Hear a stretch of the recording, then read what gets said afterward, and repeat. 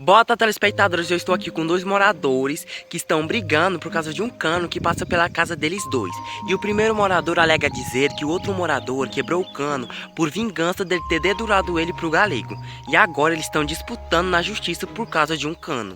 Meu filho, não é um simples cano não, tá? É o cano lá da descarga lá de casa. E agora, como é que eu vou cagar com aquele vazamento lá no banheiro? Por que tu não caga no mato? Porque que eu saiba, tu veio lá do Piauí e o povo de lá caga no mato. É verdade, senhor? Eles cagam no mato? É verdade sim, mas tu devia calar essa tua boca, viu? Antes que eu enfio lá dentro do teu... Menino, acho que eu vou ficar calado. Eu, se eu fosse tu, se preparava logo pro chilindró, porque quem vai ganhar essa justiça sou eu.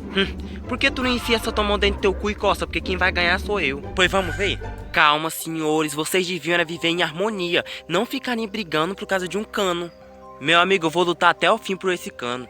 Eu sei muito bem, viu? Porque tu quer lutar até o fim. E o que é que tu tá pensando? Esse cano vale R$1000. E eu sei muito bem que tu quer pegar esse dinheiro pra colocar o galego na justiça. Porque o teu negócio é só colocar as pessoas na justiça. Bom, gente, eu acho melhor vocês dois cortarem esse cano no meio logo, tá? Porque eu tô cansado dessa briga ridícula de vocês dois.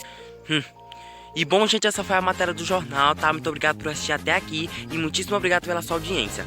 Pode cortar, João.